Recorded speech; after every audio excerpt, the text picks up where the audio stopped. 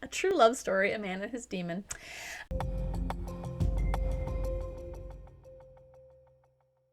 Hello, welcome to Sound and Fury Book Reviews. As usual, I am Tina. Today I'm doing a book review of The Red Winter by Cameron Sullivan. This is a book from Tor. It's a fantasy novel coming out February 24th, 2026. I received a copy of this from NetGalley in exchange for a fair review. An absorbing, exhilarating, sometimes hilarious, addictive read. The Red Winter is a complete blast. If you liked Joe Abercrombie's The Devils, you will totally enjoy this, and if you didn't like that, I think you'll still like it. What is it about? A devastating love story, a bewitching twist on history, a blood-drenched hunt for purpose, power, and redemption. In 1785, Professor Sebastian Grave receives the news he fears most. The terrible beast of Gévaudan has returned, and the French countryside runs red in its wake. Sebastian knows the beast. A monster slayer with centuries of experience, he joined the hunt for the creature 20 years ago and watched it slaughter its way through long and bloody winter. Even with the help of his indwelling demon, Sarmodel, who takes payment in living hearts, it nearly cost him his life to bring the monster down. Now, 2 decades later, Sebastian has been recalled to the hunt by Antoine d'Avenel de Cerne, a strange lover who shares a dark history with the beast and a terrible secret with Sebastian. Drawn by both the chance to finish the beast for good and the promise of reconciliation with Antoine, Sebastian cannot refuse. But Gévaudan is not as he remembers it, and Sebastian's unfinished business is everywhere he looks. Years of misery have driven the people to desperation, and France teeters on the edge of revolution.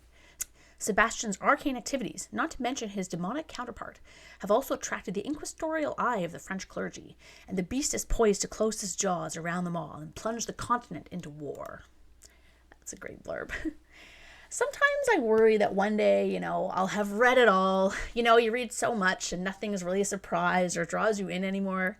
And then I get a book like this, which I was like, cool cover, cool concept, didn't think too much of it going in. And those worries just fly away. This book is amazing.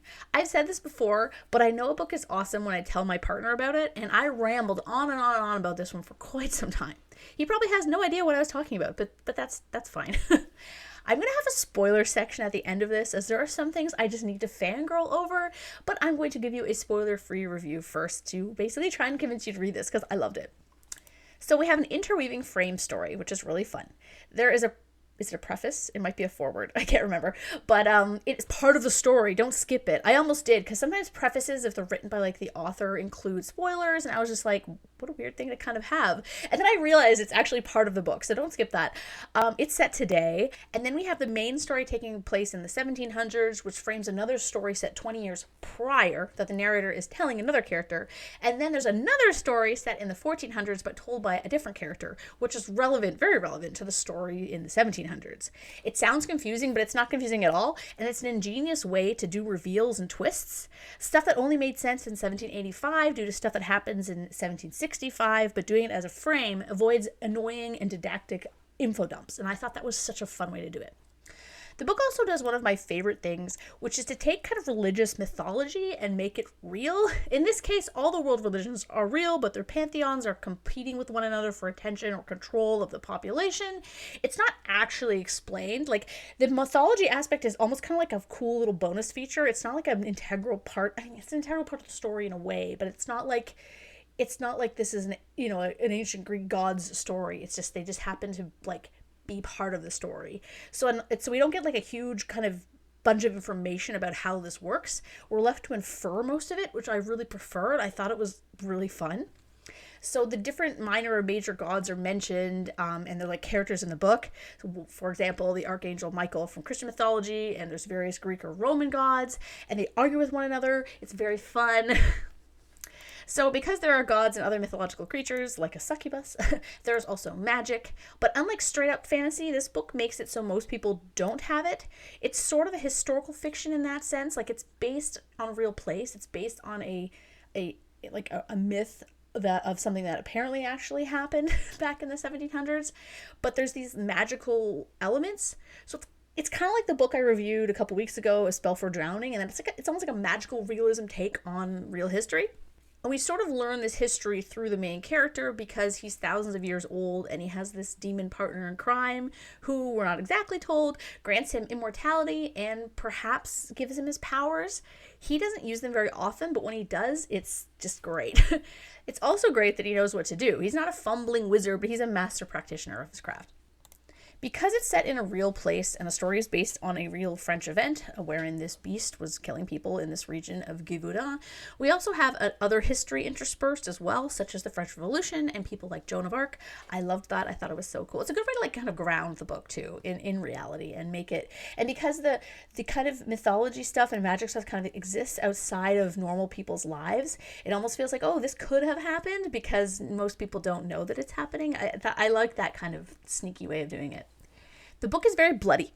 I'm not sure it counts as grimdark, but it has gore and some body horror as well as a very high death count. Yet it's also very, very funny. Sebastian is a hilarious narrator, and Sarmodel, his demon, is amazing. Their conversations were an utter delight. Speaking of them, what great characters. I love Sebastian and Sarmodel's dynamic, and their devotion to one another was just like lovely. Unlike most demon possession stories, in this one they care about one another, and Sebastian does not see Sarmodel as a parasite or an unwanted guest. Like, Sarmodel even calls him like my love all the time. Both of them were excellent. We don't learn a lot about Sebastian in terms of backstory, but we don't need to, and it would have added nothing really to the story. He's a bisexual icon though. I love that. The other characters are great. Livia and Cecile were powerhouses in their own rights. Livia has some hilarious misadventures, but my favorite character is actually a minor one who was a real person back in the 1700s, Francois Antoine Beauterne, Lieutenant of the Hunt. What a name. More about him in the spoilers, but I had an absolute book crush on that man. He also has a sweet puppy dog, but I'll talk about that in the comments. If you don't like animals getting hurt, it's not too bad, but there is a sad part. But yeah, I loved that dog. Her name was Sir. Oh, like sister. So sweet. I absolutely loved this crazy book. Oh, and the cherry on top is that there are footnotes. I love footnotes in fiction, and the footnotes are often the funniest part in this book. They are great. I will be waiting in anticipation for Sullivan's next book. I'm going to buy this book for sure. I loved it. Okay. So thank you so much to Nick Ellie and to the publisher for providing me this e-arc. So good. Thank you. So some spoilers that I just want to talk about. So I loved Sir. What a sweet, badass puppy. I was so sad at what happened to her, but the fact Beauterne was beat up about it helped soften the blow a little bit. I'm like, oh, my boy is sad about his dog. Oh. Speaking of my boy. I book crush. Doesn't happen as much nowadays that I'm an old lady, but that's okay. He's supposed to be very officious and pompous, but I sort of liked him right away. Might be like the all black clothes and like his dogs.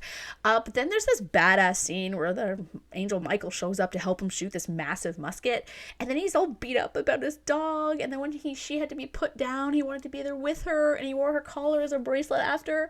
I was like, oh.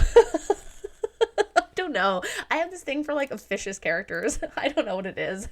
Not in real life, obviously, but in fiction, I'm always just like, oh, this guy's kind of a dork. I love him. I also shipped Sebastian and Sarmodel the entire time. I loved that. I loved that they loved one another. I don't know. It's such like a trope that I just adore. And then when it's clear Antoine is done with Sebastian after Sebastian's like months of hoping that they were gonna like reconcile, and then Sarmodel used his energy to make Sebastian feel better, like by making himself corporeal, I was like, oh, how sweet. I loved that. A true love story, a man and his demon. Anyway, I adored this book. If you didn't like it, too bad. I loved it. And yeah, so let me know in the comments if you have read it, if you also loved Sir. Oh, puppy. Thanks.